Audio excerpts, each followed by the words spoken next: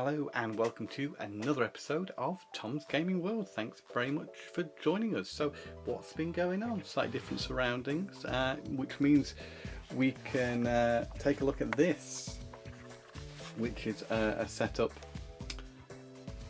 that I have here. Right, so last time we saw this little setup, I had a Dreamcast connected through a VGA box into this monitor. Now I also have a PS3, which is actually my oldest PS3 I own. This is a 60 gig model, as you can see. It's got the flaps at the front. This model of PS3, unfortunately, the Blu-ray drive does not work anymore. And please excuse the dust. Oh look, here's a duster. We can dust it. Yeah, so the laser for the Blu-ray has ceased to function, so it only plays PS1, PS2 and DVDs now, which, you know, is kind of frustrating. It would be nice if it played PS3 games, but what I've done is pile a load of PS1 classic downloads that I've got onto it, along with a load of sort of smaller scale PS3 games I had digitally. So I've filled up its 60 gig hard drive, which is not a lot, but luckily with the size of the games I've put on, I've managed to get a heck of a lot on there. Now you may wonder how this is working with the monitor. So of course this is a HDMI device, so I have a little adapter here. This Benfei adapter, I've used Benfei before and it's a good brand.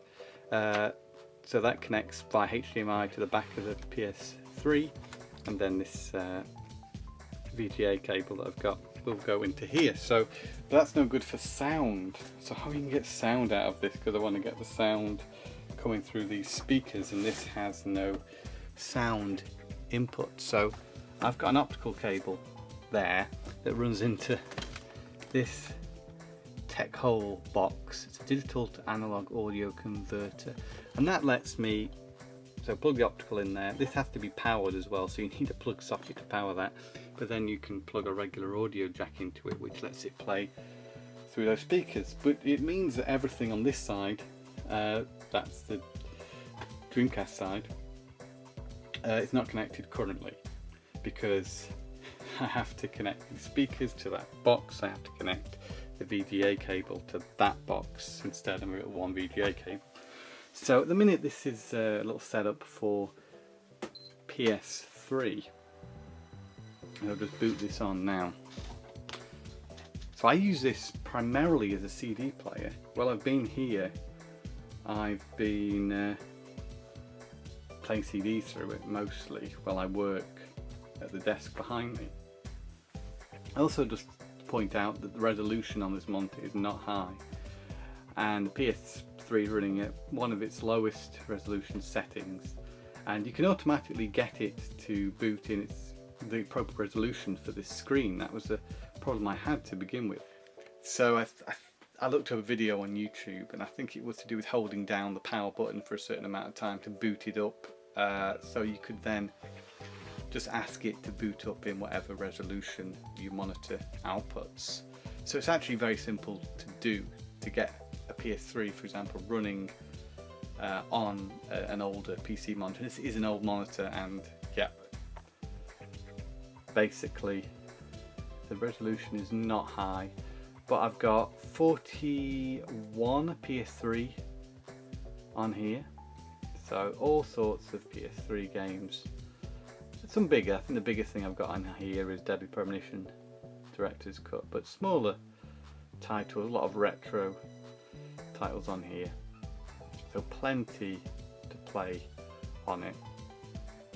And then one PS2, which is Tekken vs SNK 2, and then 43 PS Classic titles. So you don't necessarily need the PS Classic console. Really, if you have a PS3 and the ability to download stuff, you can get a load of great games, and ones which arguably should have been on the PlayStation Classic mini console. So 43 games there, much better selection than you get, I say, on the mini console. 4 Neo Geo titles also. I think that's King of Fighters 94, Fatal Fury, and King of Fighters 96, and Samurai Showdown. So I just wanted to share the latest setup I've got in here for when I am here, which isn't very often. I'm able to use this setup, and it works great for when I'm working here and I've got you see the laptop behind me and I'm working on that, and then you can just have the PlayStation controller on your desk in front of you, press X, stop and start your CDs. It's really good because I still listen to CDs. I don't. Last time I was here I was listening to Spotify. So I was paying the subscription. I was like, why am I doing that? I've got loads of CDs. If I can get a little setup so I can just play my CDs here, then that's better all round, isn't it? So I haven't been using Spotify this time. And even before I got the PS3 setup here, I was using this to to listen to CDs, and that is a Walkman, of course. So yeah, let's sort of go through that. I can talk about a pickup that I've made recently. I've made a heck of a lot of pickups recently, but one of them would be Fate of Black. This is a sequel to Flashback, if anyone remembers that game. It's a full 3D action adventure game, an early PlayStation 1 title. It's kind of cool. I like it. I like the visual style of it. I'm going to have to spend a bit more time with it, but really happy to have this in the collection. The reason for picking this up was basically getting all nostalgic about early PS1 games, and I felt like Fate of Black, that was one of the ones that I wanted to add to my collection, so here it is. Well, I bet you didn't expect that. A change of scenery. Between filming last part and this part, actually in a totally different place. But let's look at the games I've picked up recently, shall we? So, you may remember the CDI stack. Well, here we are again with some of my most recent CDI pickups. So first of all, we've got Family Games 1, which is what it sounds like. It's a collection of mini games. The back doesn't give much away, other than the fact you've got these names here. I'm very interested to try out some of these games and see how they are.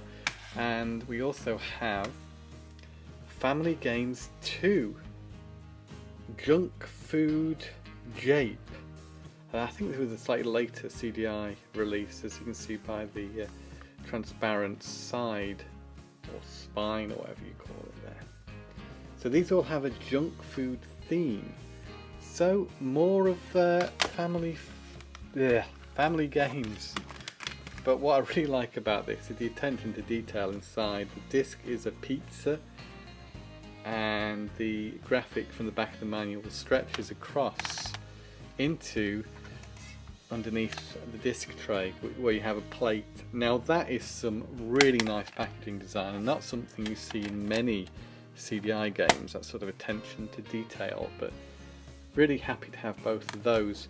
So before I picked up those, and I had these for quite a while but I haven't shared them yet, I also picked up The Lost Ride, which was one of those CDI games I've been wanting for an awful long time. Managed to get it at a very good price. Again, a later release, one of the last games to be released for CDI, if not the last. But yeah, the attention to detail actually is also in this case, as you can see here. Now, The Lost Ride is a FMV on rails shooter type thing where you're on a ride, The Lost Ride, and it's actually an early game from the studio that would become Guerrilla, who most famously created games such as Killzone and more recently Horizon Zero Dawn. Here we have Mad Dog 2. You've got to have Mad Dog 2 if you've got Mad Dog 1, but this was always one I didn't find very often online. And when it did come up, I got it from the same seller as The Lost Ride. Got the two of them together rather cheap. But Mad Dog 2 Lost Gold is another good CDI game. Not such a fancy case, but at least I can now say I've got all these games here with the Peacekeeper revolver, and that's a disc for Mad Dog. So I also have some PS4 pickups I wanted to share this time, and because we've had Christmas, there's maybe a few more games here than usual. A couple of them were gifts and a couple of them were bought in sales and such. But I'll just show you them now, and we'll go through what I've got new for PS4. So first of all, the game that you can see me live streaming on Blast Process, that is Star Wars Jedi Fallen Order, a fantastic third-person action-adventure game with fantastic lightsaber combat and really beautiful worlds that you can travel to, and yeah, good challenge and great fun, wonderful attention to detail. I am really impressed by this game. It's Jedi Fallen Order, and I've played a little bit of Squadrons as well, so it's another gift like Fallen Order, and very impressed with this as well on first impression. It's also got a VR mode which I'm eager to try out, but plays really well, really satisfying space combat game. Now if you want combat in a more real situation, then we have Ace Combat 7 Skies Unknown, which I've meaning to get for a rather long time, and it's come down enough in price for me to pick it up, and yet a similar sort of game to Star Wars Squadrons, yet not set in space. And really nicely presented, really nicely done. Enjoyed the little bit of time I've spent with it so far, and again, PlayStation VR. So next up we have Wolfenstein, the Alt History Collection. So this includes both New Order and the New Colossus, as well as those shorter campaigns that were released separately, the Old Blood, the New and the Young Blood. Now, I'm just going to take out the code here, because I haven't used it yet, and show you what you get inside. So you get a code, which is to my side, for Old Blood and Young Blood, and then you get the two other games on disc. So that's New Order and New Colossus. So, as you've already seen, Fallout 76 is the next game I picked up. Just £7 this was, and bought it to play online with some friends, which we did do recently, and wow, I'm really impressed with this, really enjoying it so far. It comes in a slipcase. I think that's because this version also includes Wastelanders, and the original release didn't have that on the case, so it's got a slipcase. Like the next game we've got here, Zone of the Enders, the Second Runner. Now I bought this because it was incredibly cheap, just £5, and it's PlayStation VR compatible, which I'm interested to see how the VR is integrated and if I'll be able to play it without throwing up. But I love this shiny cover it's got, another slipcase. And now I own this game on PS2, the PS3 and the PS4 now. It's the one that Konami like to churn out, but this one's different because it's called Zone of Enders Second Runner Mars. Remember that if you're looking for it online. And last of all, Tomb Raider, the definitive edition. Sorry, Shadow of the Tomb Raider. Now, not opened this yet because I'm still playing through Rise, but this was when I picked it up, which was a little while ago now. Very cheap, about £15 for this whole package. This includes all the add-on content.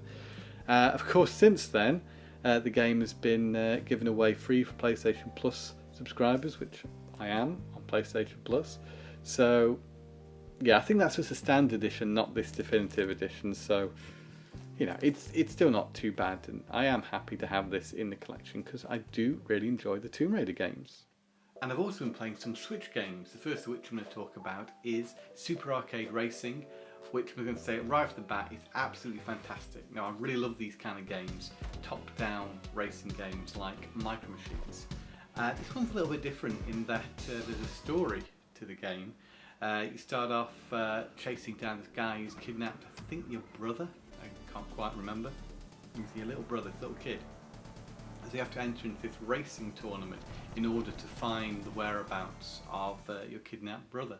And I think that's pretty cool actually, rather than just be racing for no purpose. You actually have a reason to race, and the actual cutscene art's pretty nice in between the levels. But what makes this game really fantastic is how well it plays. I mean, the handling's fantastic. I keep saying fantastic, I'm aware of this.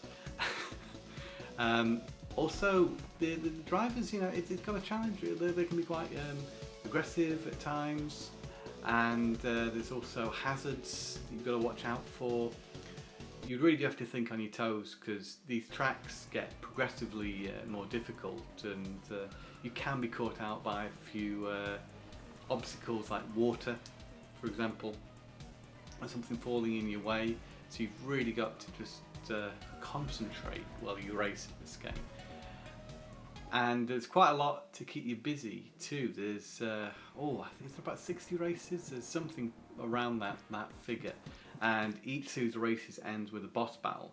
So we're usually racing against a few other cars, and then the final race of that section you'll race against one other racer, one of the bosses, and that they're usually quite a bit tougher, and rather than laps they can be done in like sections. So you might go through desert and into a snowy section and then into like a city section or something like that. So that's one to look out for. Super Arcade Racing is available on Switch and I think PC as well, maybe other platforms, but you'll have to look that one up. Secondly, I'm talking about Hotshot Racing, which is something I've been playing for even longer than Super Arcade Racing. This is by Sumo Digital most famous for Outrun 2. Also the Sega All-Stars Racing games, Team Sonic Racing. They've also been doing little Big Planet games for a little while. I think he did 3 and the recent Sackboy Adventure game. They're a fantastic studio. Something they really know how to do well though is driving games. And here they've taken sort of the look of virtual racing, which is a really nice aesthetic to see in a video game nowadays. A retro aesthetic you don't often see. You see a lot of pixel art, but these kind of graphics you don't see so much. Anyway, the game plays really well.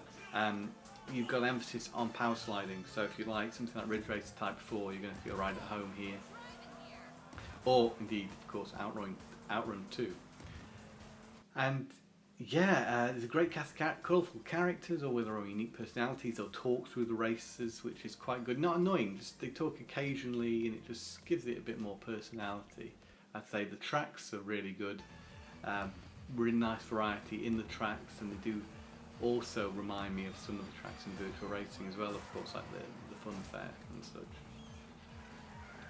Yeah, I can't get enough of this game. It's incredibly fun. It's a good challenge. Again, like Super Arcade Racing, the other races are quite aggressive. You know, they will get in your way, but it's a game where you really feel like you're kept on your toes.